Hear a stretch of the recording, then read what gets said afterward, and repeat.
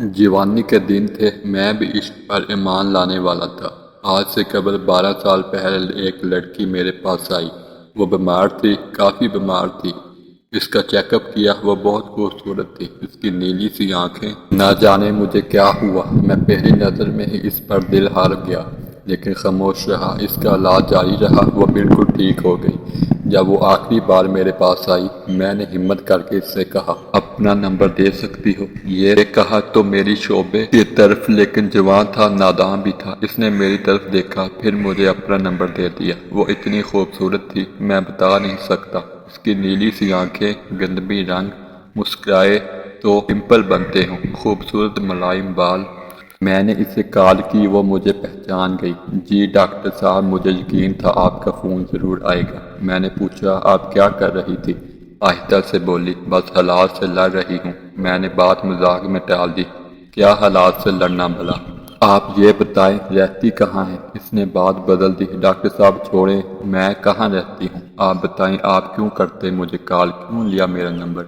میں مسکرا دیا، آپ جانتی ہیں اللہ پاک نے آپ کو کتنا خوبصورت بنایا ہے، آپ بہت پیاری ہیں۔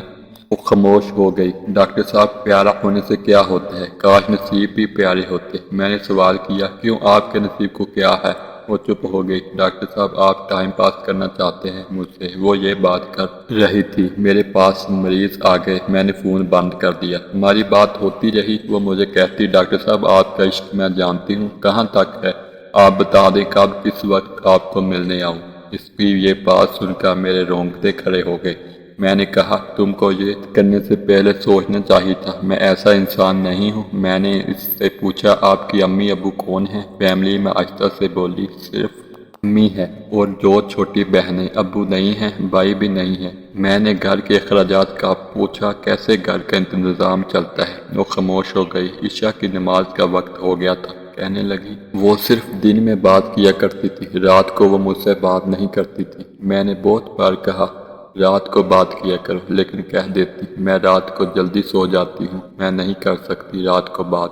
خیر، ہماری بات کا سلسلہ چلتا رہا۔ 1 سال گزر گیا۔ میں نے اس سے شادی کرنے کا ارادہ کر رکھا تھا۔ اس کی بہت عزت کرتا تھا میں، کیونکہ وہ 5 وقت کی نماز پڑھتی تھی اور اس کو دیکھ کر میں بھی 5 وقت نماز پڑھنے لگ گیا تھا۔ میں اس پہ حق جتایا کرتا تھا۔ اس کے ساتھ مجھے اپنے پن کا احساس ہونے لگا تھا۔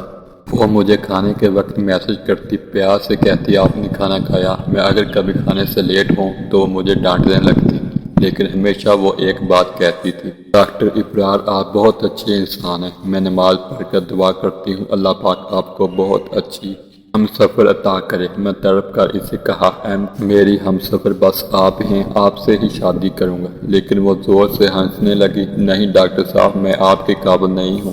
وہ بات ادھوری چھوڑ جاتی۔ مجھے یاد ہے، میں اسے جتنا بھی ڈانٹتا، جتنا بھی کچھ کہتا، وہ غصہ نہ کرتی۔ میری ڈانٹ، میرا غصہ، میرا سخت لہجہ برداشت کر لیتی۔ ایک بار اس نے میرا فون نہ اٹھایا، میں نے اسے بہت ڈانٹا۔ وہ میری ڈانٹ سنتی رہی، پھر آہستہ سے بولی، ڈاکٹر صاحب، میں قربان آپ پہ، جتنا چاہے غصہ کر لیں، آپ کے قدموں سے لپٹ جاؤں گی۔ میں اس کی اس محبت پہ مر مٹ جاتا تھا۔ گھر میں میری شادی کی بات ہونے لگی۔ میں نے امی ابو کو بتایا، مجھے ایک لڑکی پسند آ گئی ہے، مجھے بہت اچھی لگتی ہے، میں اسی سے شادی کروں گا۔ امی ابو نے بھی ہاں میں ہاں ملائی، ٹھیک ہے پتر، جیسے تم کہو، زندگی تم نے گزارنی ہے۔ میں نے انہیں بہن بھابھی امی سب کو ایمان کی تصویر دکھائی، سب کو بہت اچھی لگی، وہ تھی ہی بہت خوبصورت۔ میں بہت خوش تھا، سب کہہ رہے تھے جلدی سے ایمان کے گھر جائیں گے رشتہ لے کر۔ میں نے ایمان کو کال کی، ایمان اپنے گھر کا ایڈریس دیں، میرے امی ابو آپ کے رشتے کے لیے آ رہے ہیں۔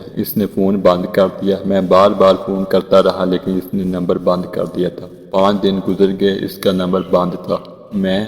اس نے گھر کا ایڈریس بھی نہیں دیا تھا۔ میں بہت اداس ہو گیا۔ میرے ایک قریبی دوست کی شادی تھی، مجھے بھی انوائٹ کیا۔ میں نہیں جانا چاہتا تھا، لیکن انہوں نے ضد کی، مجھے جانا پڑا۔ وہ دوسرے شہر میں تھا، میں وہاں گیا۔ مجھے دوست کہنے لگے، بہت بڑی کنجری پائی ہے، کیا ڈانس کرتی ہے، کیا ناچتی ہے، کیا کمال کا پیس ہے یار۔ میں تو ایمان کی یاد میں اداس تھا۔ وہ اچانک کہاں غائب ہو گئی۔ دوستوں کے ساتھ بیٹھا ہوا تھا، پروگرام شروع ہوا، سب سیٹیاں بجنے لگی، شور تھا، ایک میوزک شروع ہوا، کچھ لڑکیاں ناچتے ہوئے اسٹیج پر آئی، میوزک بجنے لگا، پھر ایک قیامت مجھ پر گزری۔ میری نظر تھی وہ ناچ رہی تھی، وہ ایک کنجری تھی۔ میں تڑپ گیا، ایمان کی نظر مجھ پر پڑی، اس کے قدم رک گئے، میں نے اس کی جانب دیکھا، میرا جسم کانپنے لگا، میں ہار گیا، اس کی وجہ سے میں نے نماز شروع کی اور خود ناچنے والی ہے۔ میں غصے سے پاگل ہو گیا۔ وہ اسٹیج سے اتری، میری پاس آئی، کچھ کہنے لگی، میں نے زناٹے دار تھپڑ مار دیا اسے۔ وہ کچھ کہتی، میں نے ایک اور تھپڑ مار دیا، اس کی نظر جھک گئی، میں نے اسے دھکا دیا۔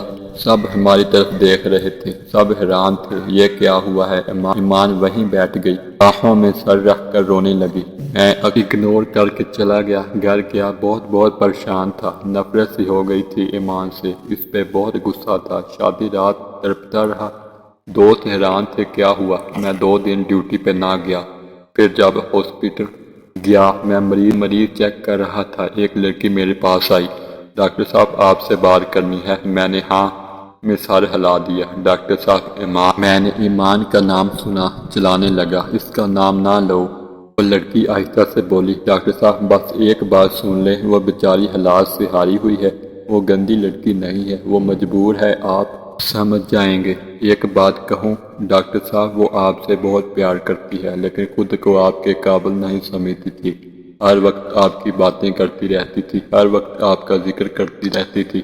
ایک بات بتاؤں، وہ بہت اچھی ہے، پلیز اسے سنبھال لیں، وہ تھک گئی زندگی سے لڑتے لڑتے۔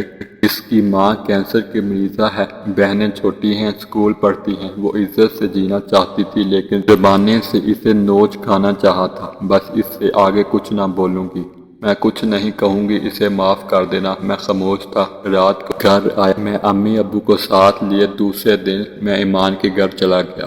دروازے پہ دستک دی، اس کی چھوٹی بہن نے دروازہ کھولا، ہم گھر میں داخل ہوئے۔